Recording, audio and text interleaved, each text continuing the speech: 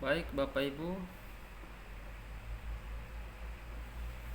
saya akan membagikan tutorial atau tata cara pembuatan laporan kinerja atau laporan harian pada aplikasi Siska ETPP ya.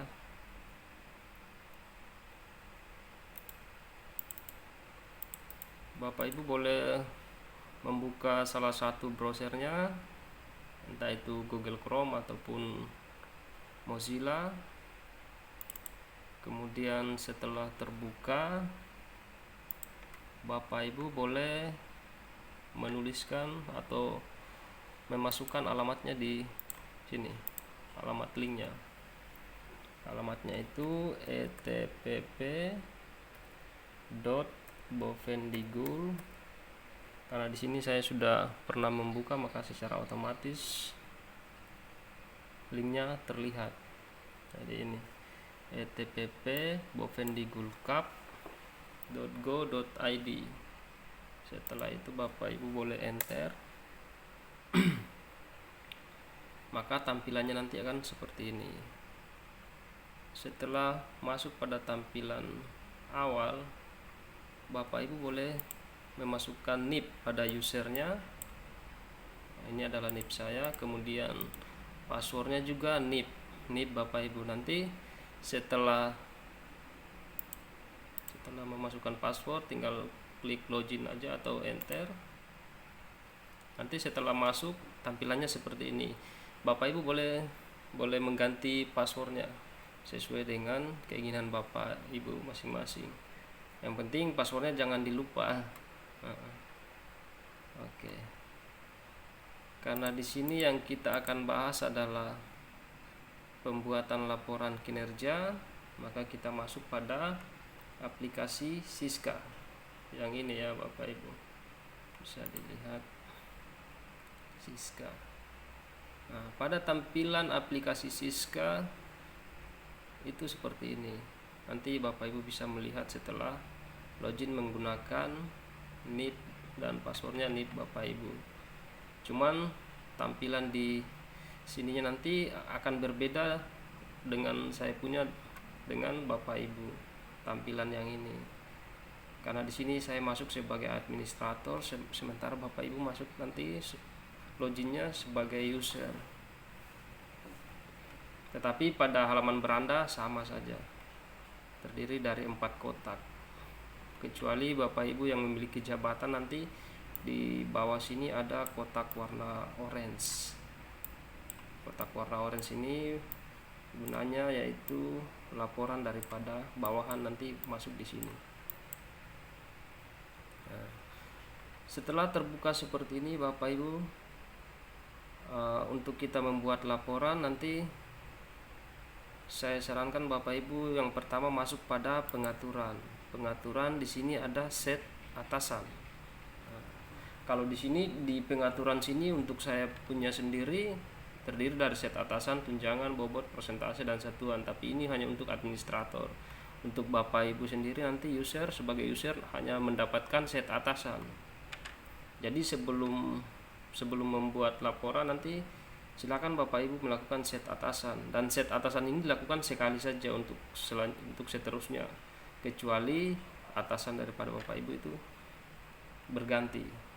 Nah, di sini klik set atasan. Bapak Ibu ada di sub bidang mana atau Bapak Ibu ada di bidang mana, nanti nama, misalkan Bapak Ibu pelaksana, berarti otomatis di atasan pejabat penilainya ini nanti diisikan kepala sub bagiannya, sub bidang atau kepala seksinya. Kalau Bapak Ibu yang menjabat sebagai kepala seksi, nanti di atasan pejabat penilainya ini diisikan kepala bidangnya atau kepala bagian, kepala bidang ya. Seperti itu, nanti Bapak Ibu tinggal sesuaikan saja. Kalau di sini saya sudah melakukan set atasan. Setelah itu nanti disimpan. Setelah tersimpan, silakan Bapak Ibu kembali untuk membuat laporannya. Jadi ada dua cara untuk membuat laporannya bisa pada beranda. Nah, ini diklik beranda, kemudian ditambah laporan. Nanti sama saja, atau masuk di sini laporan kinerja. Laporan kinerja lalu tambah laporan. Nah, seperti itu Bapak Ibu. Nah, tadi set atasan yang saya setting, maka secara otomatis muncul di sini. Nah, nanti atasannya kita ini yang akan memverifikasi kita punya laporan atau Bapak Ibu punya laporan. Baik. Nah, di sini contohnya saya akan membuat laporan di tanggal 29. Nah, karena di sini secara otomatis tanggal hari ini adalah tanggal 30, maka tanggalnya ini saya akan rubah ke tanggal 29. Kemudian waktu mulai, artinya pada saat Bapak Ibu melakukan absen pagi, itu nanti disesuaikan saja di sini jam berapa Bapak Ibu absen. Misalkan contoh saya di sini waktu mulai bekerjanya jam 9. Saya tinggal rubah 09 0400. Kemudian sampai jam 3. Jam 3 berarti 15.04.00. Ini contoh saja ya Bapak Ibu. Nah, maka secara otomatis untuk lama pengerjaannya muncul di sini, menitnya 360 menit. Nah, sesuai dengan perbubnya itu di situ untuk kinerja perharinya itu di minimal 300 menit atau 5 jam. Jadi kalau 360 menit ini ya sudah melebihi dari 5 jam, maka secara otomatis kinerja kita di hari itu terhitung full. Seperti itu Bapak Ibu. Nanti kalau misalkan kurang dari 300 menit berarti kinerjanya nanti dianggap tidak full hari itu, maka akan ada pemotongan kinerja yang mengakibatkan perolehan TPP Bapak Ibu juga akan secara otomatis berkurang. Kemudian kita lanjut pada kegiatan yang dilakukan. Jadi kegiatan yang dilakukan ini diinputkan saja sesuai dengan Bapak Ibu punya pekerjaan di, misalkan saya di sini kan tanggal 29, nanti saya sesuaikan saja tanggal 29 saya mengerjakan apa saja di kantor. Contohnya di sini saya tulis 1 menginput data,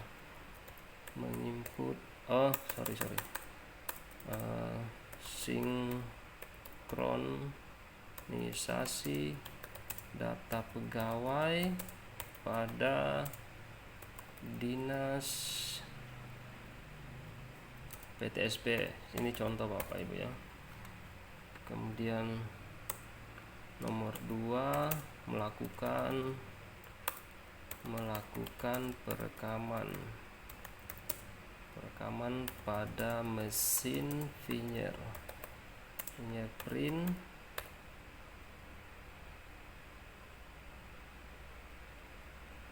perekaman pegawai pada dinas PTSP pada mesin fingerprint. Nah, ini contoh saya melakukan 2 kegiatan di tanggal 29, kemudian outputnya nanti disesuaikan saja Bapak Ibu dengan kegiatan yang dilakukan ini, hasilnya apa gitu outputnya. Ini contoh saja ya, saya kasih 2 kegiatan, satuannya di sini saya kasih juga kegiatan. Nah, setelah seperti ini nanti Bapak Ibu boleh menyimpan. Klik simpan, tombol hijau di bawah simpan. Kalau ketemu dengan seperti ini 502 bad gateway, nanti Bapak Ibu boleh refresh saja. Di refresh sampai di ETPP. Hapus, enter. Kemudian pilih yang Siska kembali. Nah, di sini kan tadi laporan menunggu verifikasi saya ada 7. Karena saya telah membuat laporan yang baru tadi, maka otomatis di sini bertambah jadi 8. Nah, maka secara otomatis juga laporan yang sudah saya inputkan ini akan masuk pada beranda atasan yang saya setting tadi. Di sini ada ini Pak Antonius Harbelubun Esut. Nanti masuk pada berandanya. Nanti beliau yang akan memverifikasi laporan saya ini. Apakah diterima ataupun ditolak. Kalaupun ditolak nanti akan bergeser ke sini. Jadi laporan ditolak ini akan bertambah jadi 3 kalau ditolak. Tapi kalau diterima maka secara otomatis laporan saya berpindah ke sini. Angka 10 ini jadi 11. Jadi 11. Dan ini kembali menjadi 7. Seperti itu Bapak Ibu. Contoh, saya berikan contoh, saya masuk menggunakan user atasan pejabat penilai saya ya. Karena di sini kebetulan beliau belum mengganti passwordnya, jadi saya bisa masuk dengan menggunakan password standar. Nah, di sini. Ini adalah atasan pejabat penilai saya yang tadi. Nah, nanti laporan saya secara otomatis masuk di sini, kotak yang warna orange. Sebagai verifikator atau verifikasi laporan bawahan nanti Bapak Ibu yang menduduki jabatan pasti akan mempunyai tampilan seperti ini pada beranda. Silakan diklik more info. Lalu kemudian ini adalah semua bawahan yang membuat laporan. Contoh saya punya laporan tadi ya, ini Rispan. Nanti tinggal dipilih. Nah, ini adalah semua laporan saya. Ada beberapa yang sudah diterima dan ada beberapa juga yang belum diterima. Seperti itu Bapak Ibu. Nanti contoh laporan saya yang tadi mana ya? Nah, ini sinkronisasi data pegawai pada Dinas PTSP tanggal 29 September 2022. Kemudian 2 melakukan perekaman pegawai pada Dinas PTSP pada mesin fingerprint. Saya beri contoh, atasan pejabat penilai menolak. Nah, maka di sini tinggal dipilih ditolak. Kalau diterima di sini pilih diterima. Nah, karena saya berikan contoh ditolak, saya pilih ditolak. Nanti muncul kotak dialog seperti ini, konfirmasi. Perlu Bapak Ibu eselon 4, 3 dan 2. Karena Bapak Ibu memiliki bawahan, nanti diperhatikan centang yang ada di sini. Buat ulang laporan ini silakan dicentang Bapak Ibu sehingga bawahannya nanti boleh membuat ulang laporannya. Kemudian di sini ada apakah ingin menolak laporan harian tersebut, kemudian diberikan alasan ditolak. Misalkan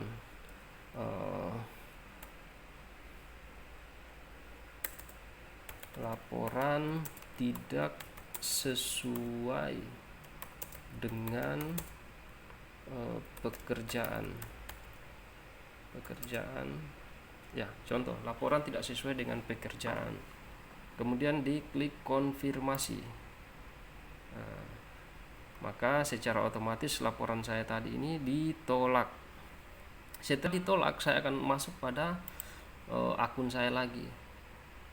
Nah, saya di sini belum berubah karena saya belum merefresh. Ketika saya merefresh di sini akan secara otomatis bertambah jadi 3.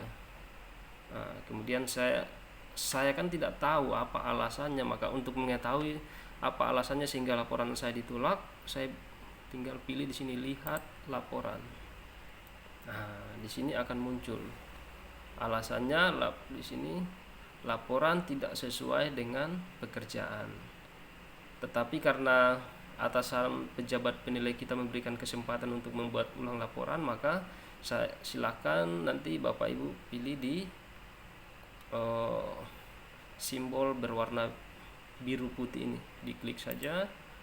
Kemudian di sini muncul catatan laporan tidak sesuai dengan pekerjaan.